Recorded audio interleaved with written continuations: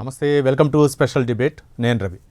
Supreme court కొన్ని కీలకమైనటువంటి వ్యాఖ్యలు చేసింది ఉచితాలపై. ముఖ్యంగా తమిళనాడు రాష్ట్ర ప్రభుత్వం, స్టాలిన్ నేతృత్వంలోని తమిళనాడు ప్రభుత్వం అయితే మాత్రం ఉచితంగా విద్యుత్తు ఇస్తాము అని చెప్పేసి ప్రకటించడంతో దీనిపైనే సుప్రీంకోర్టులో ఫిల్ దాఖలైంది. దీనిపై సుప్రీంకోర్టు ఆగ్రహం వ్యక్తం చేసింది. మొత్తానికి ఇలా ఉచితంగా ఇస్తాము అంటే ఉచితంగా విద్యుత్ ఇస్తామన్నటువంటి అంశానికి సంబంధించి, అలాగే ఆర్థిక పరిస్థితితో సంబంధం లేకుండా ప్రతి ఒక్కరికి కూడా ఉచితాలు ఇచ్చుకుంటూ పోతే ఏంటి, రాష్ట్ర ఆర్థిక పరిస్థితి ఏంటి, దేశ ఆర్థిక పరిస్థితి ఏంటంటూ సుప్రీంకోర్టు అయితే కొన్ని కీలకమైనటువంటి వ్యాఖ్యలు చేస్తుంది. ఈ వ్యాఖ్యలు అయితే మాత్రం అన్ని రాష్ట్రాలకు కూడా అమలయ్యే అవకాశాలు ఉన్నాయి. మొత్తానికైతే మాత్రం ఉచితాలు అంటే వాళ్ళు ఆర్థిక పరిస్థితి చూసుకోకుండా, వాళ్ళ ఆర్థిక స్థితిగతి చూసుకోకుండా ఈ విధంగా ఉచితాలు ఇచ్చుకుంటూ పోతే ఏ విధంగా ఉంటుందనే విధంగానే సుప్రీంకోర్టు వ్యాఖ్యానించింది. మొత్తానికి రానున్నటువంటి ఎన్నికలను దృష్టిలో పెట్టుకొని స్టాలిన్ ప్రభుత్వం ఈ వ్యాఖ్యలు చేసిందా, లేకపోతే ఏంటి అంటే ఎన్నికల్లో గెలిపే లక్ష్యంగా కొన్ని పార్టీలు అయితే మాత్రం తమ మేనిఫెస్టోలో ఈ ఉచితాలను ప్రకటిస్తున్నాయి. ఈ ఉచితాలు ఏమాత్రం కూడా సహేతుకం కాదు అని చెప్పేసి సుప్రీంకోర్టు అయితే వ్యాఖ్యానించింది. ఇదే అంశానికి సంబంధించి మనతో చర్చించడానికి రవికుమార్ గారు, న్యాయశాస్త్ర అధ్యాపకులు మరియు అడ్వకేట్, తెలంగాణ హైకోర్టుకు మరిన్ని వివరాలు ఆయన ఈ యొక్క అంశాలపై వివరిస్తారు. రవికుమార్ గారు నమస్తే. నమస్తే అండి.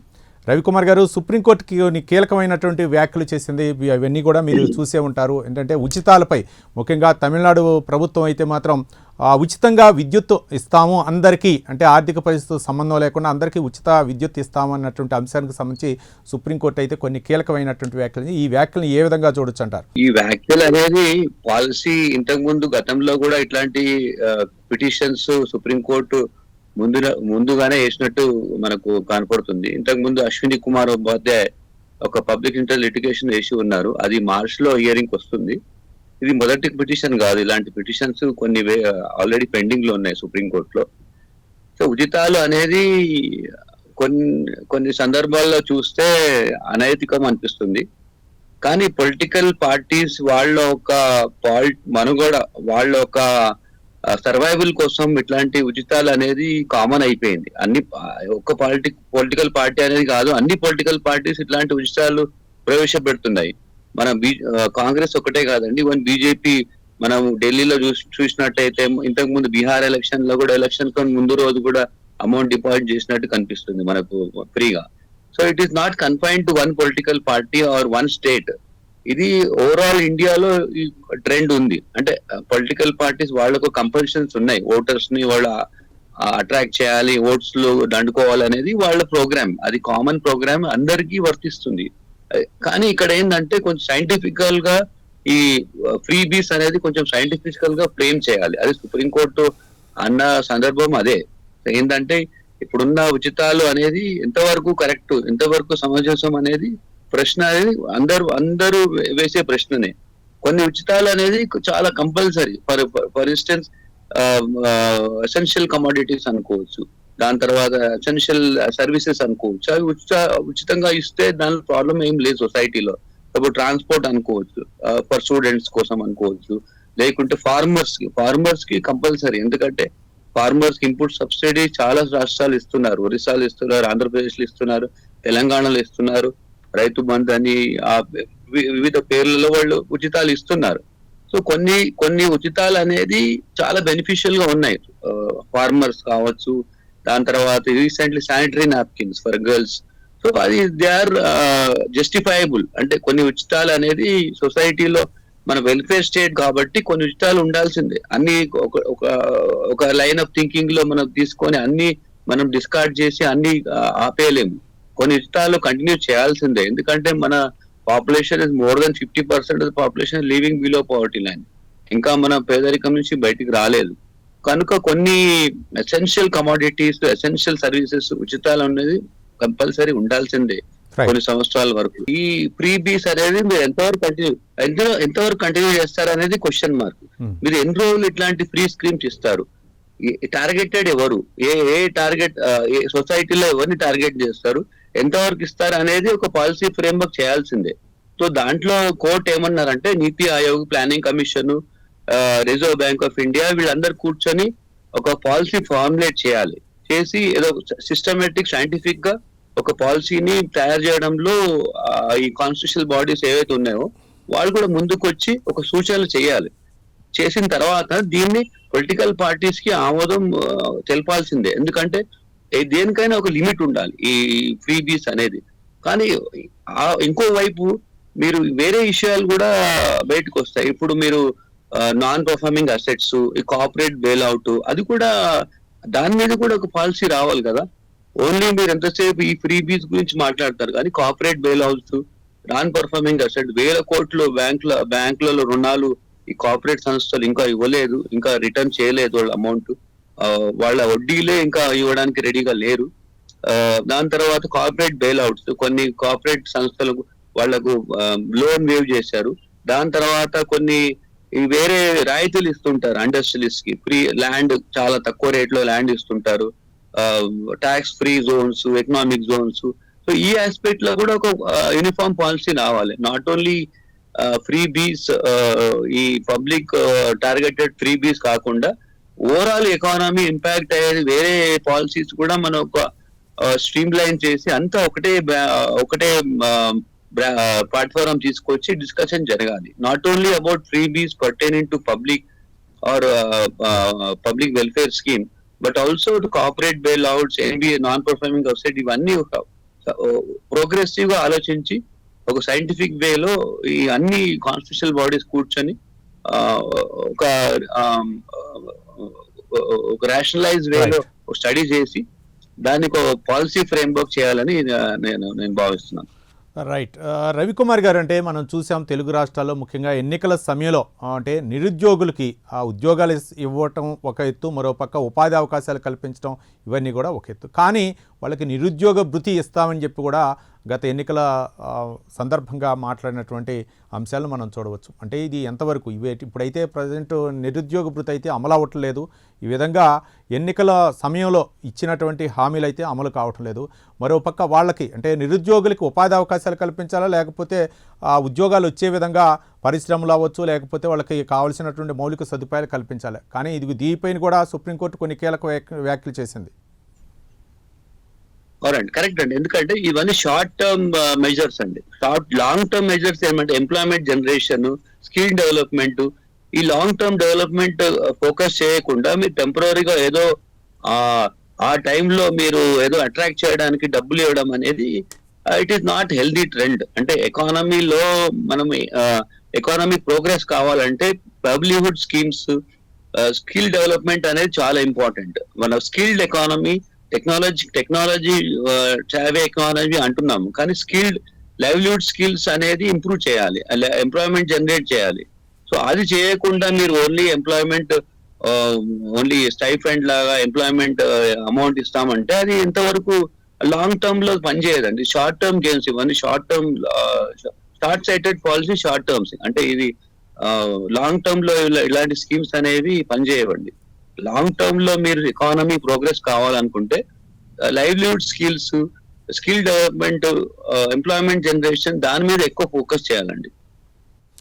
రవికుమార్ గారు, అంటే ఇండస్ట్రియల్ డెవలప్మెంట్ సెంటర్స్ గతంలో కూడా అంటే ప్రధాని నరేంద్ర మోదీ సారథ్యంలో చాలా సార్లు కూడా అంటే ఉచితాలు వద్దనుకున్న వాళ్ళు అంటే వెనక్కి అంటే మీ యొక్క మెసేజ్ ద్వారా పంపవచ్చు అని చెప్పేసి, ఉదాహరణకి గ్యాస్ పథకం ఏదైతే ఉందో దానికి మీరు అర్హులు కాకపోతే మాకు ఈ ఉచిత పథకం వద్దని చెప్పేసి చెప్పారు. ఆ పిలుపు మేరకు కొంత స్పందన కూడా వచ్చింది. కానీ అట్లానే ఈ రోజుల్లో అయితే మాత్రం పింఛన్ అవ్వచ్చు, లేకపోతే ఏదైనా సరే ప్రభుత్వం ఇస్తున్నటువంటి ఉచితాలు అయితే మాకొద్దు అనే పరిస్థితి అయితే ఇప్పుడు లేదు. కానీ దాన్ని అలవాటు చేస్తుంది ఈ రాజకీయ నాయకులు అనుకోవచ్చా, దానికి అలవాటు పడుతుందో ప్రజలే అవ్వచ్చా? మరి దీని నుంచి అంటే ఈ యొక్క ఉచితాలని తగ్గించాలంటే ఎలాంటి నిర్ణయాలు తీసుకోవాలంటారు? రాజకీయ పార్టీలే నిర్ణయాలు తీసుకోవాలండి.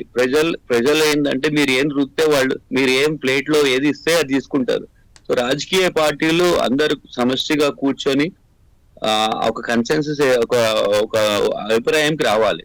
సో ఎట్లాంటి ఉచిత పథకాలు మనం ప్రవేశపెట్టాలనేది రాజకీయ పార్టీల నుంచి రావాలి. ఎందుకంటే రాజకీయ పార్టీలే కీలక పాత్ర పోషిస్తాయి మన డెమోక్రసీలో. సో పొలిటికల్ పార్టీస్ లో ఒక మెచ్యూరిటీ లెవెల్ రావాలి. సో ఎంతసేపు ఈ రోజు మనం పవర్ లో రావాలి అనే దృష్టితోటి మీరు ఇట్లాంటి స్కీమ్స్ పెడతారో లాంగ్ టర్మ్ లో దేశం నష్టపోతుంది, లాంగ్ టర్మ్ లో ఎకానమీ నష్టపోతుంది, మన వ్యవస్థ నష్టపోతుంది. సో అలాంటి సిచ్యువేషన్ రాకుండా మనం శ్రీలంకలో చూసాం, మనం వేరే కంట్రీలో చూసాం, కంప్లీట్ దివాలా తీసారు. సో అలాంటి పరిస్థితి మన రాకూడదు ఇక్కడ మన దేశంలో. సో ఒక రేషనలైజ్, ఒక హేతుబద్ధంగా, ఒక మంచి సిస్టమేటిక్ గా మీరు పాలసీ ఫ్రేమ్ చేసి ఈ ఉచితాలు అనేది ఏదో ఒక చెక్ పాయింట్ పెట్టాలండి. కానీ అట్ ద సేమ్ టైం అట్లా చెప్పినంత మాత్రాన ఈ వేరే ఉచితాలు ఏవైతే ఉన్నాయో, public welfare schemes, public distribution system, ఈ public transport, public health, education, right to education అనేది మనకు ఫండమెంటల్ రైట్. దాని తర్వాత లీగల్ ఎయిడ్, ఇట్లాంటివన్నీ వదులుకోలేం. వెల్ఫేర్ స్టేట్స్ ఇట్లాంటివన్నీ స్కీమ్స్ వదులుకోలేం. ఎందుకంటే ఈ స్కీమ్ కంటిన్యూ కావాల్సిందే. ఎందుకంటే వీఆర్ నాట్ ప్రోగ్రెసివ్. అంటే మనం సంపన్న దేశం కాదు. మనం ఇంకా ఒక 50% మంది ఇంకా పేదరికంలోనే ఉన్నారు. సో ఈ సందర్భంలో మనం ఇట్లాంటి స్కీమ్స్ అనేది ఆపడం అనేది చాలా నేరం ఉంటుంది. అంటే ఈ వెల్ఫేర్ స్కీమ్ ఒక నేరం అవుతుంది. సో వెల్ఫేర్ స్టేట్ కాబట్టి స్కీమ్స్ అనేది రేషనలైజ్ చేసి కరెక్ట్ వేలో పాలసీ ఫ్రేమ్ చేసి ఇవన్నీ కాన్స్టిట్యూషనల్ బాడీ, నీతి ఆయోగ్ కావచ్చు, ప్లానింగ్ కమిషన్ అంటారు, నీతి ఆయోగ్ కావచ్చు, ఆర్బీఐ కావచ్చు, ఫైనాన్స్ కమిషన్ కావచ్చు, వీళ్ళందరూ కూర్చొని ఒక పాలసీ ఫ్రేమ్ చేసి మీరు ఏదైనా ఫ్రీ బీ పెట్టాలంటే this are the parameter, this are the standard operating procedures అనేది తీసుకొస్తే డెఫినెట్ గా పొలిటికల్ పార్టీస్ దానికి విరుద్ధంగా పోలేరు. దాన్ని they cannot supersede that constitutional body decision. Ravikumar గారు, మీరు అన్నట్లు దీని మీద ఒక మానిటరింగ్ అయితే ఉండాలి, దీని మీద అయితే ఒక సిస్టమేటిక్ ఉండాలని చెప్తున్నారు. కానీ కేంద్ర ప్రభుత్వం ఇచ్చే పథకాలు కేంద్ర ప్రభుత్వం ఇస్తుంది, రాష్ట్ర ప్రభుత్వాలు ఇచ్చే పథకాలు రాష్ట్ర ప్రభుత్వాలు చెప్తున్న ఏంటంటే కొన్ని ప్రాంతీయ పార్టీలు అయితే వాళ్ళకి అవసరాలకు అనుగుణంగా, అక్కడ ఉన్నటువంటి ప్రజలకు అనుగుణంగా ఆ పథకాలను రూపొందిస్తున్నామని చెప్తున్నారు. మరి దీనిపై మీరేమంటారు?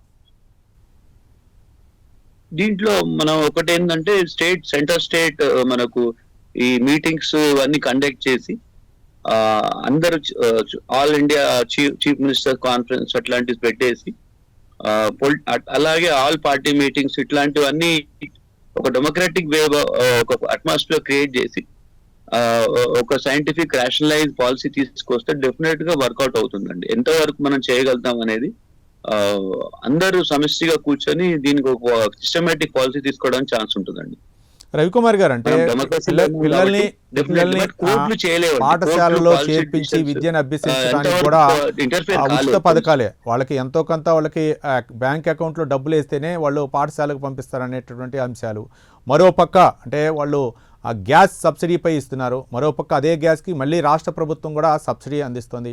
ఈ విధంగా స్కాలర్షిప్లు అవ్వచ్చు, పింఛన్ అవ్వచ్చు, ఇవన్నీ కూడా రాష్ట్ర ప్రభుత్వాలపై భారం పడుతుంది. మరోపక్క ఒక రాష్ట్రంలో అమలవుతున్నటువంటి పథకాలని మరో రాష్ట్రంలో కూడా వాళ్ళు ఆదర్శంగా తీసుకుంటున్నారు. ఇవన్నీ కూడా దేశ ఆర్థిక వ్యవస్థపై భారం పడే అవకాశాలు ఉన్నాయనుకోవచ్చా?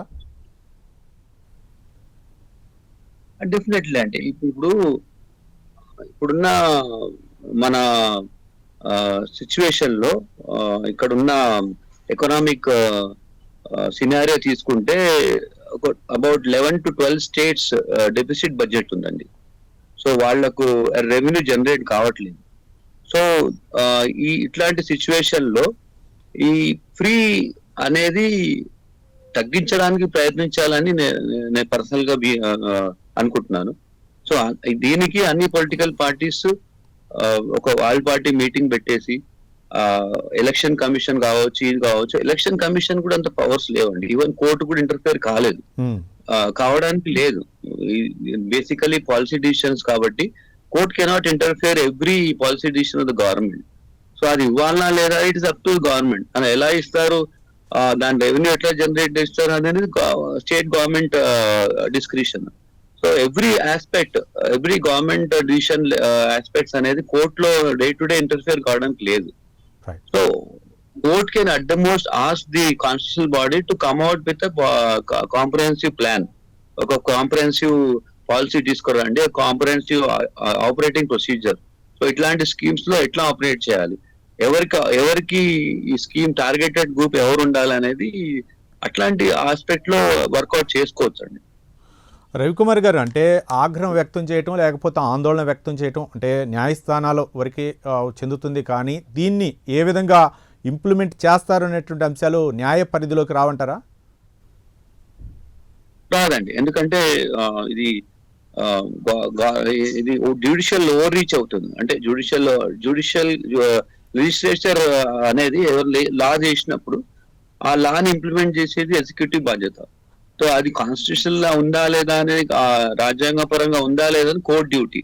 సో అది రాజ్యాంగ పరంగా ఉన్నప్పుడు కోర్టు కూడా ఇంటర్ఫేర్ కాలేదు. సో ఇక్కడ ఏంటంటే article 16 appeal public interest litigation file చేయడం జరిగింది. ఆర్టికల్ 16 వైలేట్ అవుతుంది అని చెప్పేసి ఫైల్ చేయడం జరిగింది. కానీ ఇక్కడ ఏంటంటే సెలెక్టివ్ డిస్క్రిమినేషన్, అంటే ఒక టార్గెటెడ్ గ్రూప్ గా వాళ్ళని మేము టార్గెట్ చేస్తున్నాము, పేదవాళ్ళకే ఈ ఉచితాలు ఇస్తున్నాము అని చెప్పి గవర్నమెంట్ అంటుంది. Positive discrimination toward elimination of poverty or social inequality. So ఆ బేసిస్ మీద ఈ ఉచితాలు అనేది గవర్నమెంట్ ఇస్తుంది. సో దాన్ని ఆపడానికి కోర్టుకు పవర్స్ లేవండి. రవికుమార్ గారు, అంటే కొన్ని రాష్ట్రాల్లో ఎలక్టెడ్ గవర్నమెంట్ మ్యాండేట్ ఉంటుంది ఎలక్టెడ్ గవర్నమెంట్ కి. ఆ మ్యాండేట్ ఎట్లా వస్తుంది అంటే మీరు మేనిఫెస్టోలో వస్తుంది, ప్రజలు ఆ మేనిఫెస్టో చూసి ఓటేసి ఉంటారు. సో అలాంటప్పుడు కోర్టుకు ఇంటర్ఫియర్ కావడానికి లేదు కదా.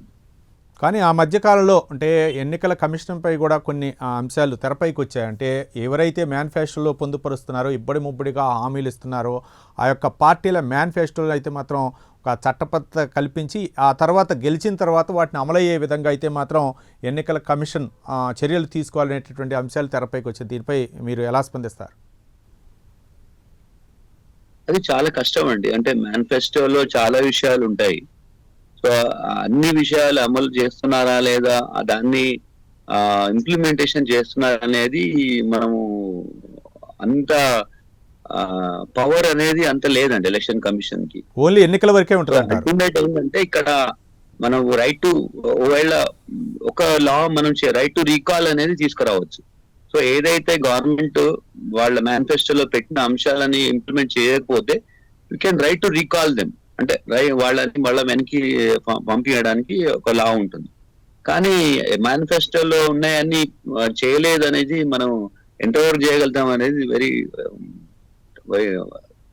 కాంప్లికేటెడ్ క్వశ్చన్ అండి. రైట్. రవికుమార్ గారు, అంటే మనం ఇంతకు ముందు మాట్లాడుకున్నాం విద్యా వ్యవస్థలో కూడా అంటే ఉచితాలు తీసుకురావాలని. గతంలో ఉండే కొంతమందికి, అంటే కొన్ని సామాజిక వర్గాలకు, ఎస్సీ ఎస్టీ బీసీ ఇలా కొంతమందికి అయితే మాత్రం స్కాలర్షిప్లు ఇవ్వటం, వాళ్ళని ఆర్థికంగా ప్రోత్సహించడం, ముఖ్యంగా విద్య వైపు వాళ్ళని మళ్ళిచ్చే విధంగా వాళ్ళ యొక్క వర్గాల్లో అట్టడుకున్నటువంటి వర్గాలని చేయడం జరిగింది. కానీ ఇప్పుడున్నటువంటి పరిస్థితుల్లో అయితే మాత్రం అన్ని సామాజిక వర్గాల్లో కూడా ఎక్కడో వెనుకబాటుతనం ఉంది. వెనుకబడిన వాళ్ళని మనం హై స్థాయిలోకి తీసుకురావాలో, వాళ్ళు ఉన్నతంగా చదువుకునే విధంగా ఆ వర్గాలను కూడా పైకి తీసుకురావాలనే ఉద్దేశంతో చాలామంది కూడా ఉచితాలు ఇవ్వండి. ఇది కూడా రాష్ట్ర ప్రభుత్వాలకు ఆర్థికంగా చాలా ఇబ్బందికర పరిస్థితి. మరోపక్క పార్టీలు అయితే ఇబ్బడి ముబ్బడిగా ఉచిత హామీలు ఇస్తున్నాయి. ఒక పార్టీని చూసి మరో పార్టీ ఎన్నికల్లో గెలుపు కోసం వాళ్ళు హామీలు ఇవ్వటం జరుగుతుంది. ఎట్లా కట్టడి చేయాలంటే ఎట్లా ప్రజల్లో చైతన్యం తీసుకురావాలా, లేకపోతే ఏ విధంగా దీన్ని అంటే తగ్గించడం కోసం ఎలాంటి ప్రయత్నాలు చేయాలంటారు? అంటే ఇప్పుడు పాలిటిక్స్ ఎట్లా అయిపోయిందంటే గెలవడానికి ఏదైనా చెప్పొచ్చు, గెలవడానికి ఏదైనా హామీలు ఇవ్వచ్చు, గెలిచిన తర్వాత చూద్దాం అనే ధోరణిలో ఉన్నారు పొలిటికల్ పార్టీస్. ఎలక్షన్ ముందు చాలా విషయాలు చెప్తారు, చాలా పథకాలు ప్రవేశపెడతారు, చాలా ప్రామిసులు చేస్తారు. కానీ అల్టిమేట్ ఇంప్లిమెంటేషన్ వచ్చేసరికి ప్రాక్టికల్ ప్రాబ్లమ్స్ ఫేస్ చేస్తారు. అంటే వాళ్ళ దగ్గర డబ్బులు ఉండవు, అది ఇంప్లిమెంట్ కాని స్కీమ్స్ ఉంటాయి. సో మనం చూస్తున్నాం ఫ్రీ బస్సు, ఆంధ్రప్రదేశ్ కావచ్చు, తెలంగాణ కావచ్చు, ఫ్రీ బస్సు కూడా కొన్ని పాజిటివ్స్ కూడా ఉన్నాయి, కొన్ని నెగటివ్స్ కూడా ఉన్నాయి. అనవసరంగా ట్రావెల్ చేసే వాళ్ళు చాలా మంది ఉంటారు, పని ఉన్న వాళ్ళకు కూడా బెనిఫిట్ అవుతుంది. చాలా మంది స్టూడెంట్స్ కావచ్చు, మహిళలు కావచ్చు, వాళ్ళకి బెనిఫిట్ కూడా ఉంది. మిస్యూజ్ చేసే వాళ్ళు కూడా ఉన్నారు. కొన్ని పథకాలు ఎట్లా ఉన్నాయంటే చాలా బెనిఫిట్స్ ఉన్నాయి. ఇప్పుడు ఫ్రీ ఎడ్యుకేషన్ స్కాలర్షిప్స్ ఉన్నాయి. సో వేరే దేశాల్లో మనం up to PG level free education దేశాలు కూడా ఉన్నాయి. There is no fees for up to graduation level or PG level. So education subsidies అనేది కంపల్సరీ ఉండాలండి. ఎందుకంటే education will lead to progressive society. సొసైటీలో మార్పులు జరుగుతాయి ఎడ్యుకేషన్ వల్ల. ఎడ్యుకేషన్ ఫ్రీ ఉండాల్సిందే. అలాగే మెడిసిన్ కూడా, మెడికల్ కూడా చాలా కాస్ట్లీ. క్యాన్సర్ కావచ్చు, లివర్, మన కిడ్నీ ప్రాబ్లమ్స్ కావచ్చు, వాళ్ళు వెరీ కాస్ట్లీ అయిపోయి. సో అట్లాంటి ఇష్యూస్ లో ఈ మెడికల్ హెల్త్ లో కూడా సబ్సిడీస్ ఉండాల్సిందే. ట్రాన్స్పోర్ట్, ఇంకో కొన్ని ఎసెన్షియల్ కమోడిటీస్, ఎసెన్షియల్ గూడ్స్ లో సబ్సిడీస్ కంటిన్యూ చేయాలి. కానీ దీంట్లో ఒక పాలసీ అనేది ఫ్రేమ్వర్క్ చేయాలి. ఈ మిస్యూజ్ అరికట్టాలి. మిస్యూజ్ ఎట్లా దాన్ని ఓవర్కమ్ చేయాలనేది పాలసీస్ లో మనం కొన్ని ఇష్యూస్ ఫ్రేమ్ చేసి పకడ్బందీగా అమలు పరచాలి. అయితేనే ఈ ఫ్రీబీస్ అనేది ఆ ఆబ్జెక్టివ్స్ అనేది కరెక్ట్ గా ప్రజల్లోకి వెళ్తుంది. లేకపోతే మిస్యూజ్ ఎక్కువ అవుతుంది, గవర్నమెంట్ మీద గండి పడుతుంది, గవర్నమెంట్ రెవెన్యూ మీద హెవీ బర్డన్ అవుతుంది. సో చాలా మటుకు చూసాం మనం. ఈవెన్ సంపన్న డబ్బులు ఉన్న వాళ్ళు కూడా స్కాలర్షిప్లు తీసుకున్నారు, డబ్బులు ఉన్న వాళ్ళు కూడా మన హాస్పిటల్స్ లో ట్రీట్మెంట్ తీసుకున్నారు. ఇట్లాంటివి మిస్యూజ్ అనేది మనం కొంచెం స్ట్రీమ్లైన్ చేసి we should ensure that the subsidies or freebies reaches the needy people. అంటే ఎవరికైతే అవసరం ఉందో వాళ్లకు పోయేలాగా మనం పాలసీ ఫ్రేమ్ చేయాలి. అలానే అడ్మినిస్ట్రేషన్ కూడా పనిచేయాలి. అయితేనే ఈ ఆబ్జెక్టివ్స్ అనేది మనము అచీవ్ చేస్తాం. లేకుంటే అల్టిమేట్లీ గవర్నమెంట్ రెవెన్యూ పడిపోయి కంప్లీట్ గా ఎకానమీ అనేది డైవర్సిటీ మన కంప్లీట్ కొలాప్స్ అయ్యే ఛాన్స్ ఉంటుంది. డబ్బు ఉండదు దేనికే. ఇప్పుడు గవర్నమెంట్ చూస్తుంటాం, జీతాలు ఇవ్వడానికి డబ్బులు లేవు చాలా గవర్నమెంట్ లో, కాంట్రాక్టర్స్ డబ్బులు రావట్లేదు, యూనివర్సిటీస్ కి డబ్బులు లేవు. సో ఒక పక్క ప్రైవేట్ యూనివర్సిటీస్ వస్తున్నాయి, గవర్నమెంట్ యూనివర్సిటీస్ లో డబ్బులు లేవు. సో స్కాలర్షిప్స్ టైంకి రావట్లేదు, స్టూడెంట్స్ ఇబ్బంది పడుతున్నారు. సో ఈ ఇష్యూస్ కూడా ఉన్నాయి. మీరు ప్రీవియస్ కోర్టులో ఇష్యూస్ వచ్చినాయి. వేరే ఇష్యూస్ లో కూడా ఇంకా చాలా ఇంకా ఈ వెల్ఫేర్ స్కీమ్స్ రీచ్ కావట్లేదు poor and under below poverty line వాళ్ళకు. స్కాలర్షిప్ రావట్లేదు, చాలా హైయర్ ఎడ్యుకేషన్ స్కాలర్షిప్ రావట్లేదు. సో అన్ని ఇష్యూస్ ఉన్నాయి. సో ప్రీబీస్ ఏదైతే అనవసరంగా ఈ డబ్బులు వేయడం అనేది రాంగ్, అది నేను అగ్రీ చేయను. So putting money on simply without any reason is wrong. But skill development ఉండాలి. స్కిల్ డెవలప్మెంట్ చేయండి, లైవ్లీహుడ్ ఇంప్రూవ్ చేయండి, ఎంప్లాయ్మెంట్ జనరేట్ చేయండి, ఎడ్యుకేషన్ కి స్పెండ్ చేయండి, హాస్పిటల్స్ మీద స్పెండ్ చేయండి, పబ్లిక్ ట్రాన్స్పోర్ట్ స్ట్రీమ్ లైన్ చేయండి. దానికి it has lot of impact economy మీద. కానీ అనవసరంగా డబ్బులు వేసి దేనికి పనికిరాకుండా వాళ్ళని బద్దకస్తులు చేయడం అనేది అన్సైంటిఫిక్, అది ఇర్రాషనల్. అది పొలిటికల్ పార్టీస్ ఆలోచించుకొని మంచి నిర్ణయాలు తీసుకొని ఆ ఫ్రీ బీస్ ని స్ట్రీమ్ లైన్ చేసి కరెక్ట్ పర్సన్స్ కి అందేలా చూడాలి.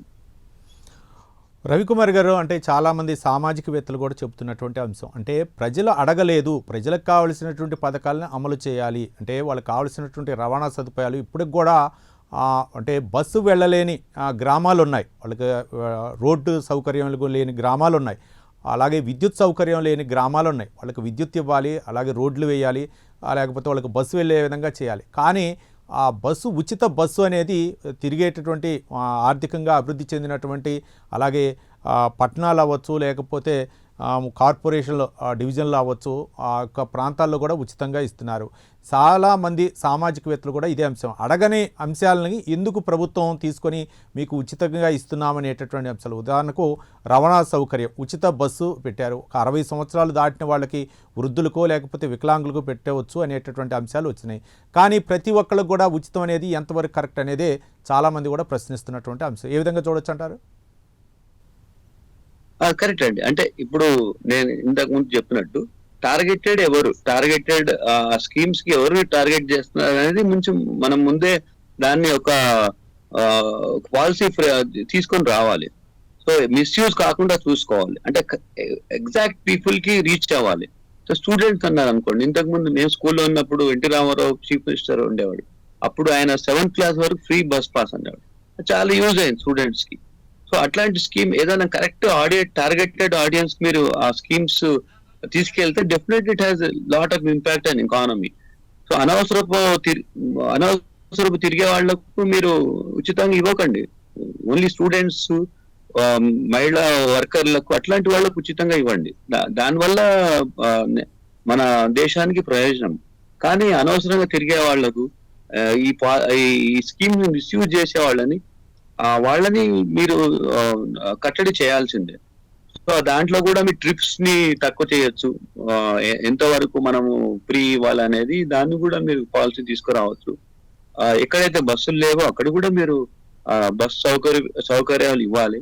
హాస్పిటల్స్ కావచ్చు, హాస్పిటల్లో కూడా మీరు ఒక సర్టన్ లెవెల్ వాళ్లకు BPL బిలో పవర్టీ లైన్ వాళ్ళకు ఫ్రీ ఇచ్చేసి కొంచెం ఆర్థికంగా కొంచెం బాగున్న వాళ్ళ దగ్గర కొంచెం డబ్బులు తీసుకొని, so that is how you have to frame the policy frame చేసినప్పుడు మీరు ఒక స్టాండర్డ్ ఆపరేటింగ్ ప్రొసీజర్ తోటి ఈ ఫ్రీ బీస్ ని మీరు ఇంప్లిమెంట్ చేయగలిగితే డెఫినెట్ గా it reach out the correct needy people.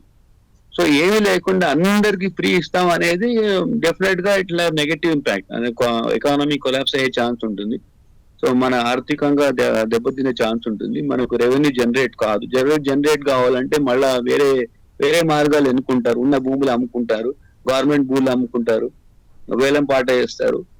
ఇట్లా వేరేలాగా నష్టపోతాం మనం. ఉన్న గవర్నమెంట్ ల్యాండ్ ఏం ఉండదు ఇంతకు ముందు. ఇంకా ఇంకొద్ది రోజుల తర్వాత గవర్నమెంట్ ప్రాపర్టీ అని ఉండదు.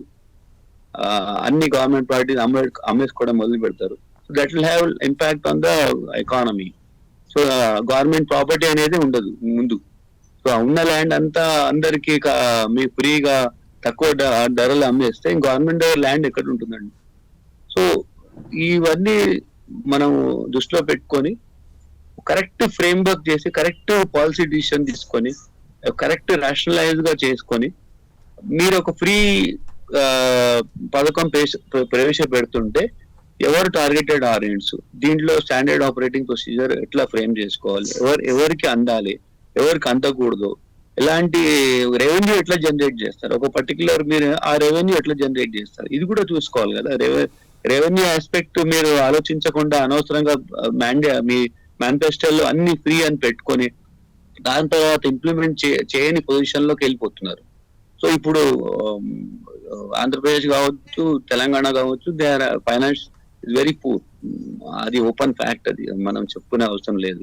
So they are having deficit budget, అప్పే కడుతున్నారు. చీఫ్ మినిస్టర్ రేవంత్ రెడ్డి గారే అన్నారు, నేను అప్పు కోసం పోతున్నాను, ఎవరు నాకు అప్పు ఇవ్వట్లేదు. That is open fact. So government is facing revenue deficit problem. ఇప్పుడు అన్ని పథకాలకు అమౌంట్ పే చేయాలంటే డబ్బులు లేవు. సో నేను అనేది ఏంటంటే, మీరు ఒక ఎలక్షన్ టైంలో మేనిఫెస్టోలో రాసుకునేటప్పుడు అట్లీస్ట్ మీరు ఒక economist, financial analyst, chartered accountants వీళ్ళందరూ సలహా తీసుకొని ఒక మేనిఫెస్టోను ఎట్లా క్రియేట్ చేసుకోవాలి, మేనిఫెస్టోలో క్రియేట్ చేసుకున్నప్పుడు ఫ్రీ బీ మీరు పెడుతున్నప్పుడు దాన్ని ఎట్లా ఇంప్లిమెంట్ చేయాలి, దాని స్టాండర్డ్ ఆపరేటింగ్ ప్రొసీజర్ ఎట్లా రాసుకోవాలి, దానికి ఎవరికి టార్గెటెడ్ ఆడియన్స్, ఇవన్నీ సైంటిఫిక్ గా డిస్కషన్ చేసుకొని ఒక మేనిఫెస్టో తయారు చేసుకుంటే definitely it have impact. Right, thank you Ravikumar గారు. న్యాయశాస్త్ర అధ్యాపకులు, అడ్వకేట్ మరియు తెలంగాణ హైకోర్టు స్పందించి చర్చా కార్యక్రమంలో పాల్గొన్నందుకు ధన్యవాదాలు. మొత్తానికి రాష్ట్ర ప్రభుత్వాలు అమలు చేస్తున్నటువంటి ఉచితాలు అయితే మాత్రం అది సరైనటువంటి పద్ధతి కాదు. ఇది రాష్ట్ర ఆర్థిక పరిస్థితిపైనే కాకుండా దేశ ఆర్థిక పరిస్థితి కూడా ప్రభావం చూపే అవకాశాలు ఉన్నాయని చెప్పేసి సుప్రీంకోర్టు కొన్ని కీలకమైనటువంటి వ్యాఖ్యలు చేసింది. ఇక తమిళనాడు ప్రభుత్వం ఉచిత విద్యుత్ అమలు చేస్తామనేటటువంటి ఈ అంశంపై అయితే మాత్రం సుప్రీంకోర్టు కొన్ని కీలకమైనటువంటి వ్యాఖ్యలు చేసింది. ఏ రాష్ట్ర ప్రభుత్వం అయినా సరే అర్హులైన వారికి ఉచితాలు ఇవ్వండి, మొత్తానికి ఆర్థికంగా వాళ్ళు దారిద్ర్య రేఖల దిగువన ఉన్న వాళ్ళకే ఈ యొక్క ఉచితాలు ఇవ్వండి, ప్రతి ఒక్కళ్ళకు కూడా ఉచితాలు ఇస్తూ పోతే ఇది తీవ్ర ప్రభావం చూపే అవకాశాలని చెప్పేసి సుప్రీంకోర్టు కొన్ని కీలకమైన. మరి ఎలా ప్రభుత్వాలు స్పందిస్తాయి, ఇక రాజకీయ పార్టీలు ఏ విధంగా తమ మేనిఫెస్టోల్ని రూపుదిద్దుకుంటాయనేది మనం వేచి చూద్దాం. ఇది ఇవాల్టి డిబేట్లోని అంశం. మరో అంశంతో మళ్ళీ కలుద్దాం. చూస్తూనే ఉండండి Prime 9 News.